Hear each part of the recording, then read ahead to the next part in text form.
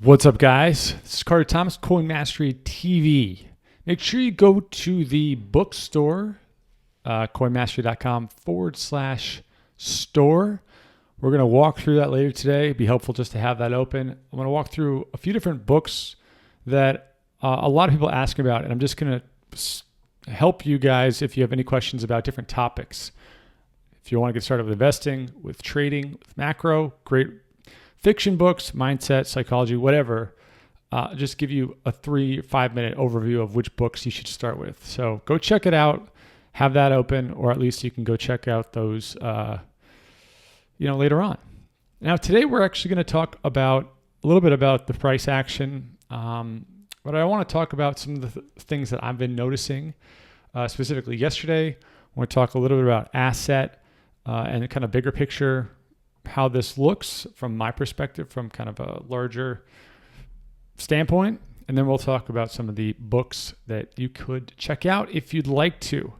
So I hope you're all doing okay. Now, I'm looking at the Bitcoin chart right now. I'm looking at BitMEX, and I drew two lines. So for anybody listening on the podcast, the first line is where the kind of the big dip happened yesterday, or at least the kind of the big wick that came down, and trying to move my screen here so you guys can see that basically touched the 6,100 level.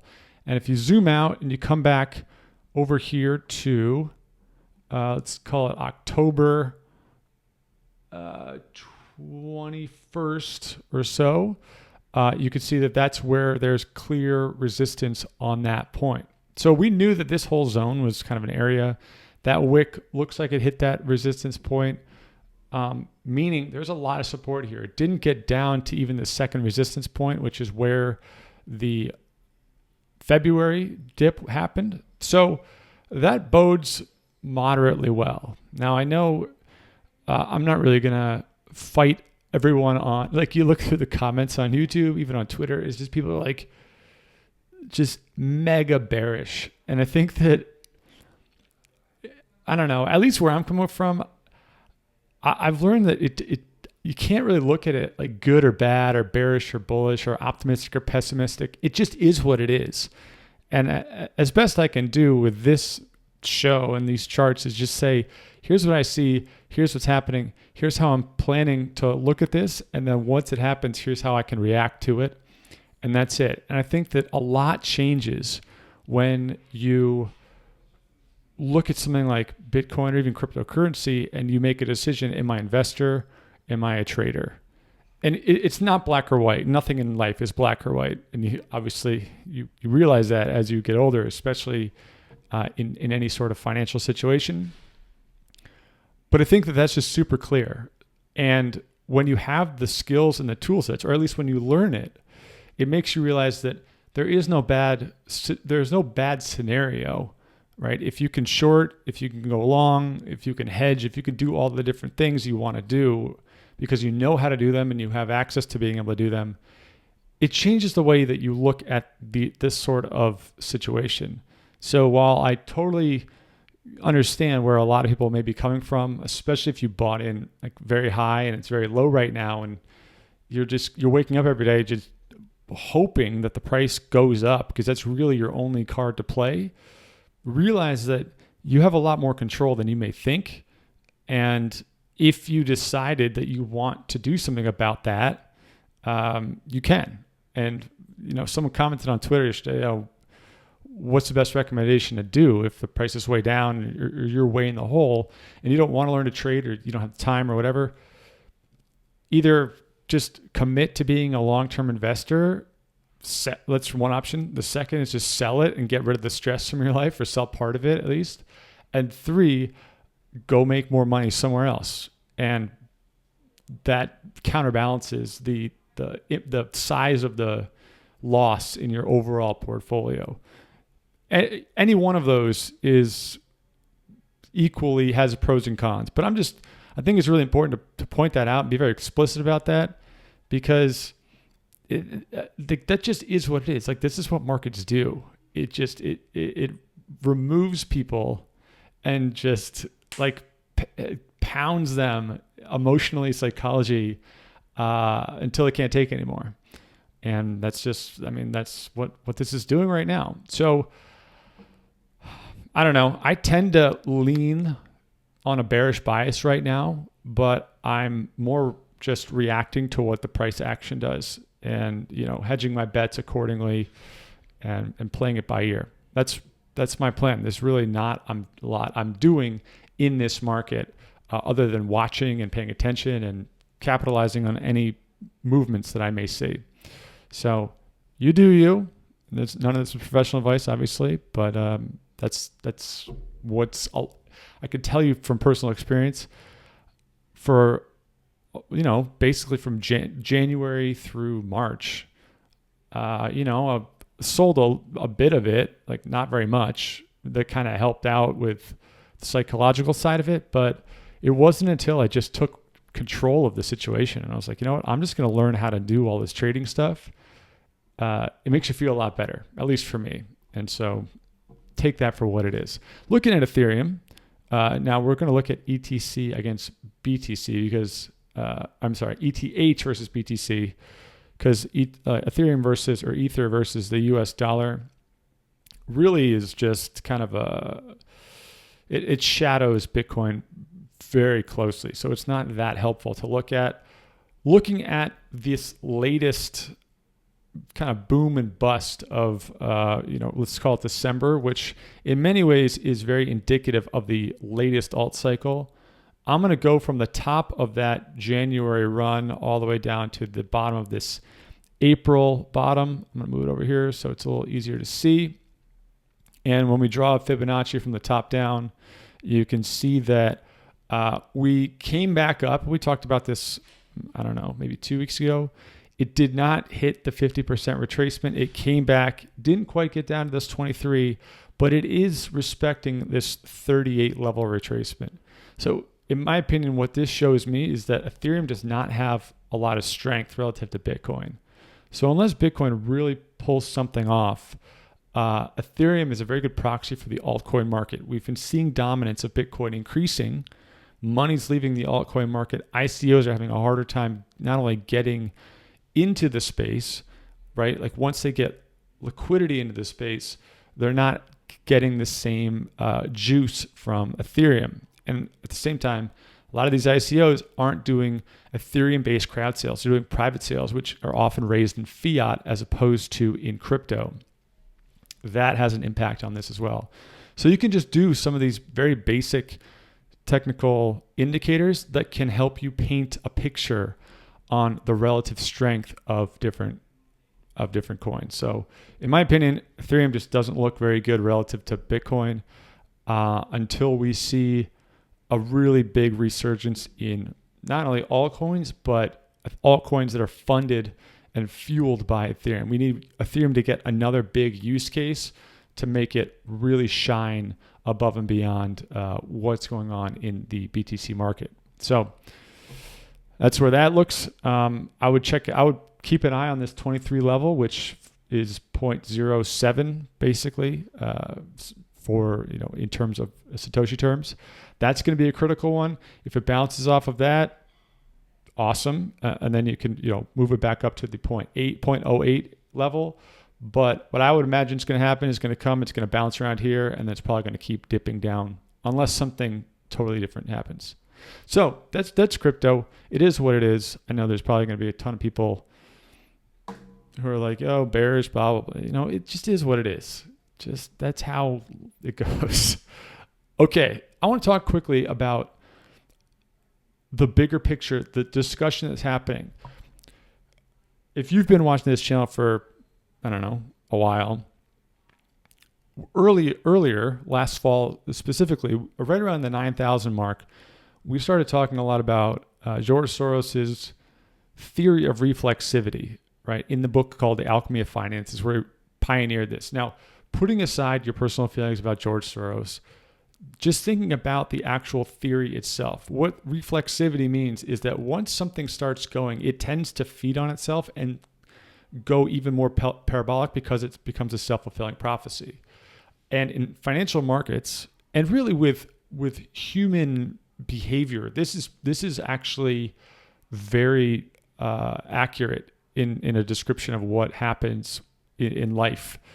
And the reason why is because things become self-fulfilling prophecies very, very easily. Now, the reason I'm bringing this up as it relates to something like the NASDAQ, which is what I have up, same thing with the S&P 500 or really any bullish chart that you're seeing right now, is that when you're talking about asset classes, when you're talking about, quote unquote, institutional money, they're looking at their own portfolio in terms of yield. Yield is the return they're getting on their portfolio. Crypto, for a long time, had a very, very bullish story. It had a lot of not only proven returns, it had a lot of, okay, well, now we're getting down to the really good prices. There's a clear future of it, blah, blah, blah.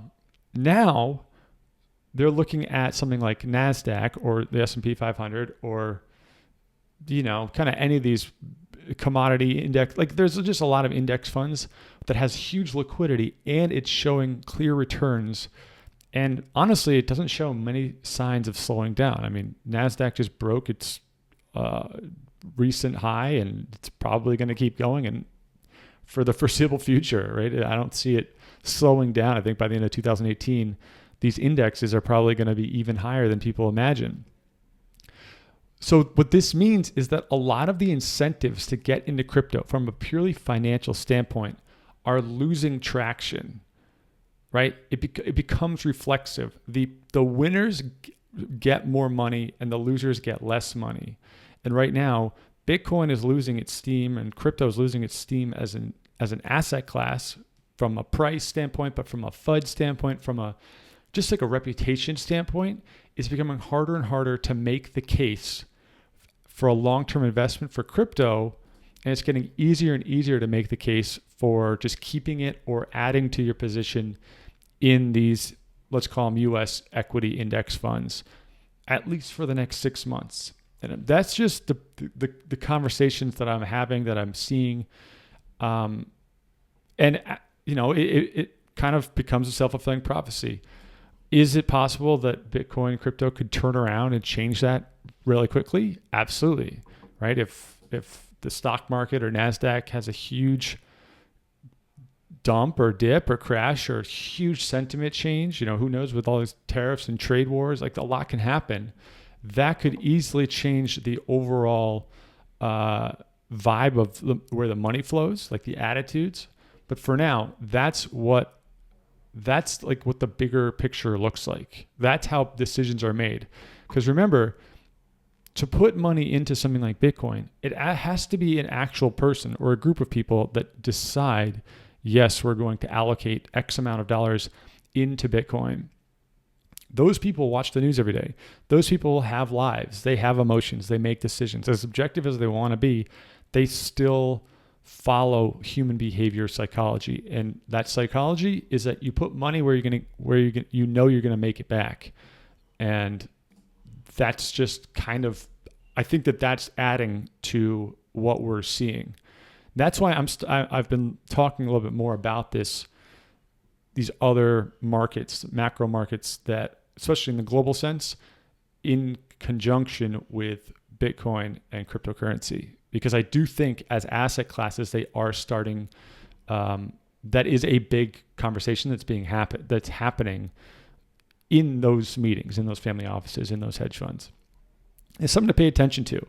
And I think that we're going to see a big change in global cash flows, where money's coming, where money's going over the next 12 to 24 months. And that is going to be a big deal for Bitcoin and crypto when the time is right. But we're going to have to see some weakness in other assets before crypto becomes a need and not just a nice to have, right? In the venture capital world, I mean, really in anything, but one of the famous sayings, kind of when you walk into any VC pitch, one of the first questions they ask you is this a vitamin or a painkiller? And often you get pitched on projects and companies that are vitamins. It's a nice to have. It's a multivitamin. You can take it every day, but you don't need to.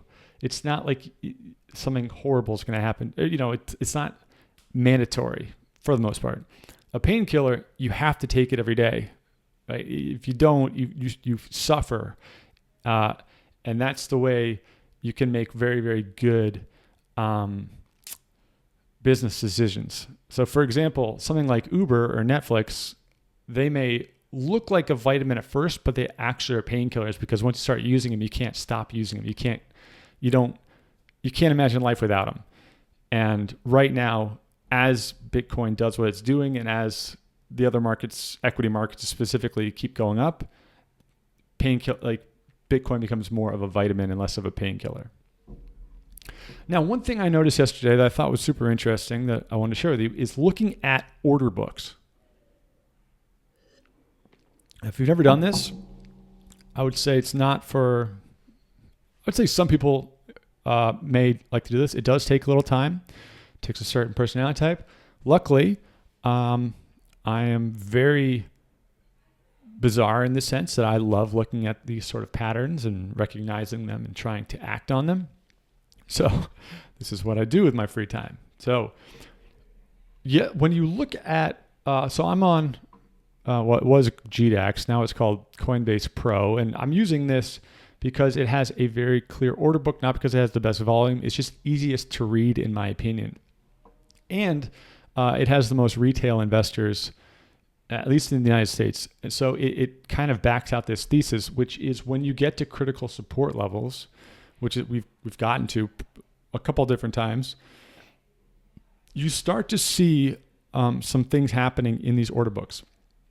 Now, you can look at this on BitMEX too. You can go to bitmex.com, and you don't have to have an account. So it doesn't matter what country you're in, and you can see this. Now, BitMEX has way more high frequency bots and money and volume going through this for a variety of reasons, but there are tons of bots over here on Coinbase Pro as well, but there's a lot more retail. So I think it's easier to look at Coinbase Pro. What you look for is over here on the order book side, you can see the trade size. And for anybody listening, the list of these trades, for the most part, is all very, very small amounts. So it's like 0.0061, 0.0080, 0.004. A vast majority of that is being done by bots, by algorithms. And that doesn't necessarily mean it's manipulative. It could be an accumulation bot. It could be anything where it just runs based on rules it has. And it does these microtransactions with very low or zero market maker fees. So it doesn't actually pay any money to do this. And it helps balance out the price, the liquidity, the market makers, all that sort of thing. But what happens when you get to these critical levels, and I noticed it especially when we started to get a bit of a surge in price, is that you start to see a lot of round orders start to fit into the market.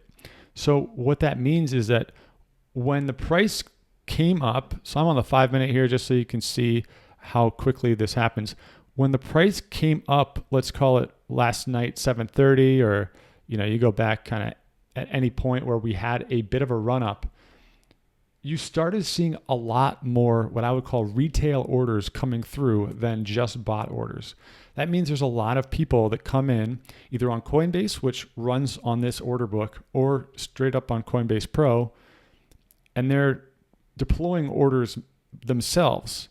They might not even do limit orders. So they're doing just market sell, and often they'll do it with, like 1 Bitcoin or 1.500 Bitcoin. And it's very clear that they're retail because people tend to do round numbers. They don't do 1.26984 or whatever, broadly speaking. And so what you'll notice, or what I noticed, I should say, is that every time we get these run-ups in price, you see a surge in retail orders coming through on the sell side.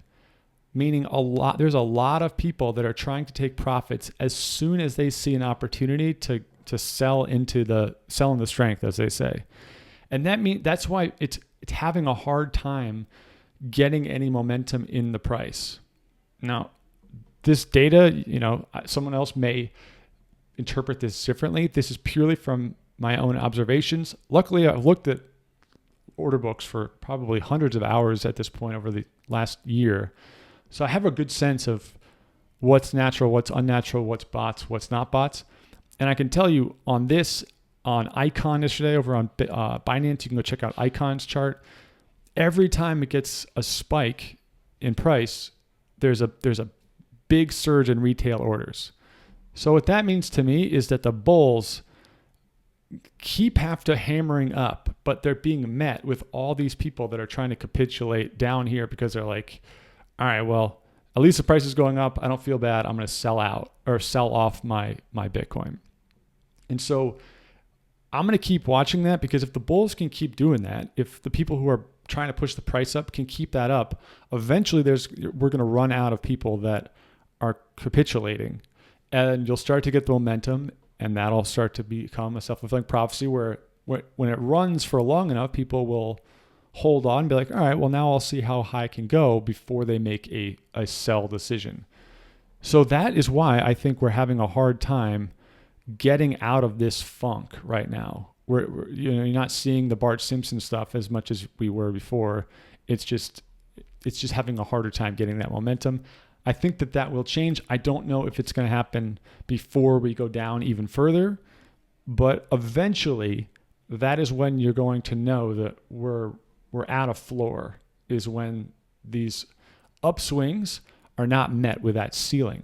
Now you can look over on BitMEX, and it's a little bit of the same story, but it's a little harder to see because there's just there's so much order flow going through here.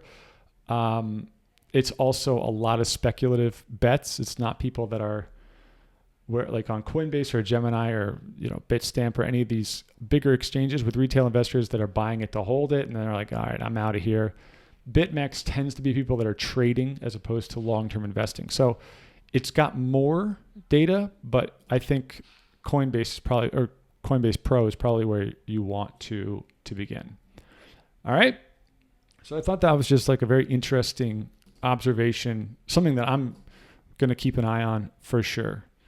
Okay, now last thing for anybody who's interested in this, just because I get so many questions about this. If you go to coinmastery.com/store, this is an Amazon store. I get like 3% of anything you buy. It doesn't come, you don't pay anything. Amazon pays me. There is some sort of small commission, just FYI, full transparency. You can learn about that. It's like any Amazon affiliate link. But I wanted to walk through this for people that kind of the 3 or 4 groups of people that ask me hey, what books would you recommend? So the first group is people that have never invested in anything before in their life. You're young or you've just never really gotten into investing, and crypto was kind of your first foray. And now you're saying to yourself, well, what do I do, right? How do I get started? And there's a few books. So the first book is, I would say, Tony Robbins has a book called Money Master the Game. Now there's a lot of fluff in there. There's a lot of personal development, like, hey, you can do it, believe in yourself. And I actually love that stuff. I'm a big fan of Tony Robbins. I'm a big fan of, anything like life strategy stuff. Some people don't, but I would check that book out. It's really good. It's long, but it has a lot of good information about index funds, dollar cost averaging, long-term strategy, diversification, and just setting your foundation for things like retirement accounts, which I'm on the fence about retirement accounts. It does have tax benefits, but especially if you're at a job and you get matched for your retirement accounts, it's very good. It talks a lot about fees and how most people in the U.S. and probably worldwide are getting ripped off by banks and by money, by brokerages that put together these mutual funds. So he talks a lot about that strategically, interviews guys like Ray Dalio and Kyle Bass and others who have really good information about this. So I think that's a really good one to get started with. The Intelligent Investor by Benjamin Graham, really helpful for being able to decide how something has value. If you're looking at, well, what do I pick? How do I determine what's going to be around for a long time? This is something that a guy like Warren Buffett, he learned a lot from Benjamin Graham, from this idea of value investing. It was written, I think, in the 30s or 40s. So that's a really good one just to get started, to learn about assets and asset allocation. And lastly, I would recommend getting Crypto Assets, this book by Chris Bernanske. I'm pronouncing that wrong probably. But this is really helpful for crypto because it helps you see the bigger picture and learn about crypto beyond just the idea of it being a currency, beyond just the price. It helps you understand token economics, about what you're investing in, how value is assessed, how things can accumulate value, how things can go up, all that sort of stuff. So I would say those three are really helpful if you're just getting started in investing. You've never done anything. Now, the second group, I would say, is people that want to learn they want to learn about markets, and they want to learn maybe how to trade, definitely not day trade, but they just want to learn how to think like a trader, right? So when you look at a market, you have a better idea of what's going on. And there's a few different books that I would definitely recommend. The first one is called What I Learned Losing $1 Million by, what's his name, Jim Paul. This is an awesome book about a guy. He's as a young guy, works on the Chicago Mercantile Exchange. I think he's a pit trader in the 80s or 90s, and he makes a pile of money early on. I think, made $1 million very quickly and almost very easily. And he gets a bit of an ego. And then over the course of the next couple of years, he just slowly loses all his money by trading, right? And so the story is how that went down and also what he learned from that. And he really defines the different types of people that enter markets, right? Like speculators, gamblers, investors, traders, and the mindsets and the behaviors that these people all have, and how the pros and cons of being all those people. And what this book really helps do is it helps you identify what you should be focused on, what your strengths are, what your weaknesses are, how to be kind of remove your ego from the picture and just focus on what your goal is. If it's in the markets, assuming it's probably to make profit. That's typically why people get into these markets. So check that book out. It's really, really good. Reminiscence of a Stock Operator, an incredible book written very early by Edwin Lefebvre. I don't know, French name, but it's all about Jesse Livermore and a couple of these epic, very historically important traders around the turn of the century into the Great Depression and the Roaring 20s, and how they looked at the stock market, how they looked at the psychology behind the stock market. This is when you start to see things, when people start posting about, hey, this is accumulation phase, this is a market maker, this is a distribution phase, like all those Wyckoff charts.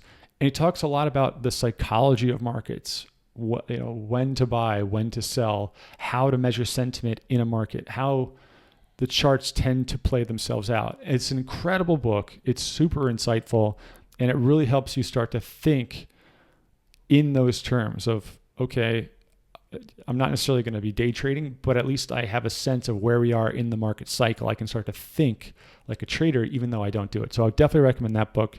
It's really, really good. And then finally, Market Wizards by Jack Schwager. This is, if you like Tim Ferriss, which if you don't, go listen to Tim Ferriss's podcast. It's awesome. He's got a great book, Tools of Titans, as well.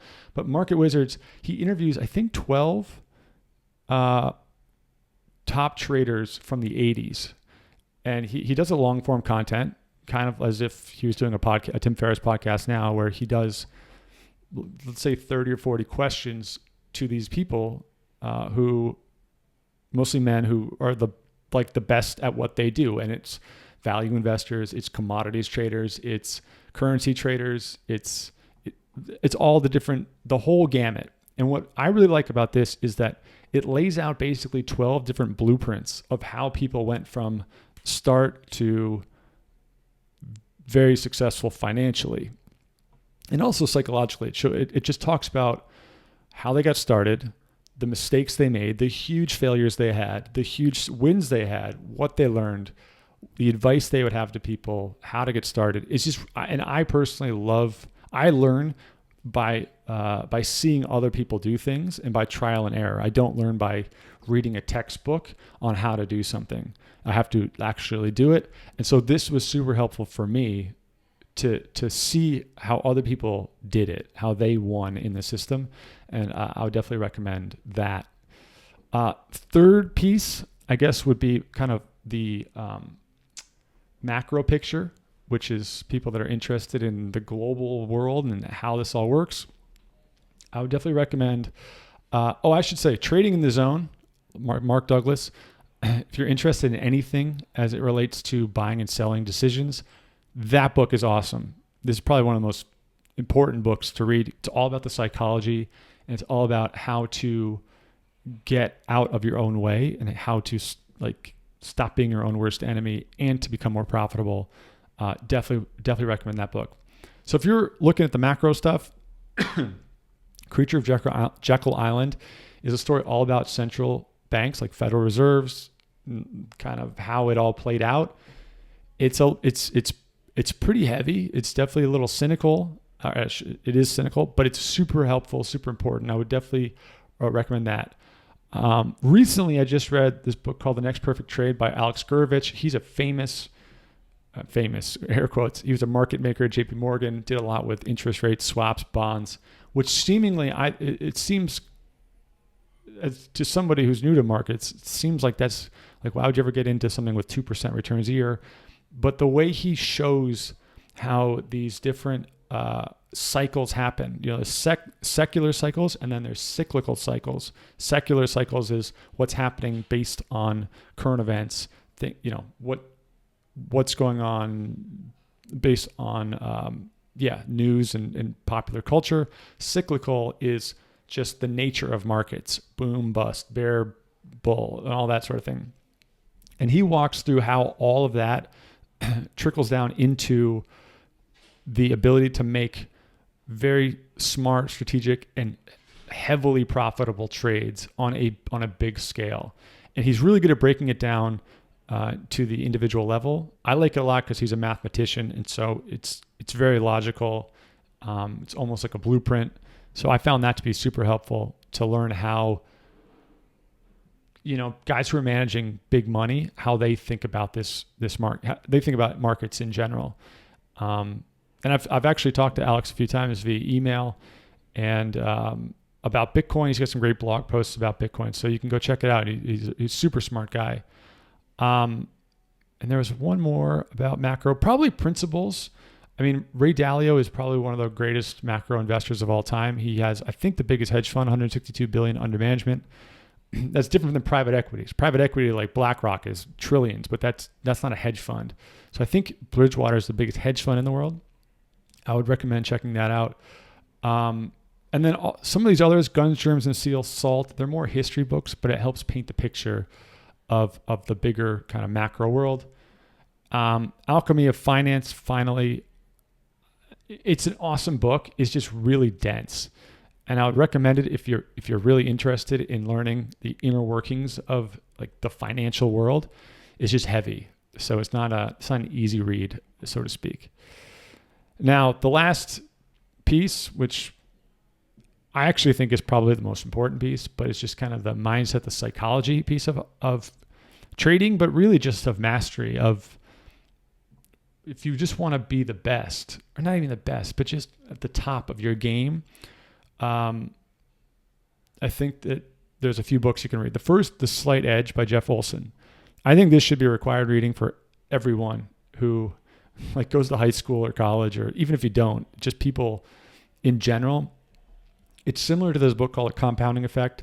The idea of doing small actions every single day that move you in the right direction compound just the way that a bank account would compound with interest. And if you do something consistently for 15 minutes, 20 minutes a day, you can achieve unbelievable things very, very quickly. I think the videos on this channel are a testament to that. And I'm not saying I've achieved anything great, but to get 130,000 viewers and 10 million views in less than a year just by doing a 30-minute video every day, it's amazing how things can just add up. And this can be with skills, it can be with knowledge, it can be with connections, it can be with anything. So that book is super, one of the most important books I've ever read. Second, probably most important book I've ever read for this kind of stuff is called Think and Grow Rich by Napoleon Hill. You can check this book out. He was commissioned by Andrew Carnegie back in the late 20s, early 30s, like right around the Depression, to go and interview the top 500 wealthiest people in the world and then create a list. What are the 12 qualities that all these people have in order that made them, like, millionaires? And I actually don't think that it's necessarily about money. I think that this is more about being able to really get anything you want in life. It's the closest thing to a blueprint I've ever seen. And what you'll find is that it's actually a very spiritual book. He talks a lot about the energy of the world and the ether of the world and how to harness the energy and redirect it in the direction you want. I cannot tell you how important that this book, both The Slight Edge and Think and Grow Rich, are in order to, just to set you in the right direction. They're so powerful and they're so good. Last one in this, category, I would say, is The Dip by Seth Godin. Very quick read. I think it's 100 pages, maybe 80 pages. And it's all about how whenever you start something new, there's this beginner, they call it beginner's luck, but at the beginning of anything new, often you have very good success. And then you inevitably run into what's called the dip, which is this period where things get really hard and it requires deep perseverance. And he talks about how if you get through that, there's this huge upside on the other side of that dip, but very, very few people get to the other side. That's why in all things that really promise, whether it be a large amount of money, a big salary, an incredible relationship, all the things that the statistics say, like, 90% of the people will never have that or are going to fail at that. The dip really talks about why that is. And I think one of the big fallacies that I've learned in life is that when people tell you that, oh man, everyone fails at that, or 90% of the people aren't going to be able to be a trader or start a company or whatever, I just kind of laugh to myself and I'm like, but that's because 90% of the people, they don't make it through the dip. And that is just such a powerful book to read. So overall, purely from kind of finance, making money, getting into the game, those are all really good. Everything else on this in this store, I think is really great. I think Michael Lewis's book, The Big Short, Flash Boys, and Liar's Poker are like incredible summer reads. If you want to take a book to the beach or whatever, or even just on a weekend and you want to read an unbelievable story, Michael Lewis is the guy, in my opinion. He writes awesome books, all true stories, but he's really good. And it'll definitely make you think twice about the banking system and what's going on in the banking system. Fourth Turning, controversial book because Steve Bannon loves it, but it actually has nothing to do with politics at all. It's really just a demographic book. It's all about the cycles of demographics and how things change, revolutions. And then there's just a few that I think are just awesome books. Shantaram, incredible story, like epic novel, but really, really powerful. Barbarian Days, really good book about surfing, if you ever want to check that out. I don't know. River of Doubt, epic story of Theodore Roosevelt. After he lost the election, he kind of had a nervous breakdown. And so to prove something to himself, he went to the Amazon and tried to canoe down the Amazon. And it was a very, very insane journey. I would recommend checking that out. Nassim Taleb, amazing game theorist. So anyway, I'll stop there. Go check it out. Read the descriptions. Read some of the reviews. I think that there's going to be something in here that you like. I think in this day and age, a lot of people are like, oh, you got to have mentors. You got to go to events. You got to meet all these people. There's like a lot of pressure to do that. But many people just don't have the time. They don't have the money or the energy to do that. And I think that there's so much you can get from books, from podcasts, from knowledge from just other people. And I've gotten a lot of my knowledge from this. And I don't mean to say that in like I've got all the knowledge or anything. I'm just saying that I consider a lot of these books pivotal in my growth. And as Arnold Schwarzenegger wrote the foreword in Tools of Titans, I'm not a self-made man, right? And I think that's how you should approach anything, or a self-made woman, whatever, is that you can glean a lot of the energy, information and knowledge from people that have already done it all, and learn from them. Cool. Coinmastery.com/store. Go check it out. I don't mean, I hope this doesn't come off as like some sort of epic pitch. These are not my books, and the commissions are very, very small. So I genuinely believe in all of these things, and I think they will help anybody who wants to check them out. All right, guys. With that, I'm going to go rock and roll, go back, and it looks like we got Bitcoin might be making a little bit of a comeback. A little bit. There we go. Nice little spike. I like to see that. And cool. I'll see you guys tomorrow. All right. Peace out.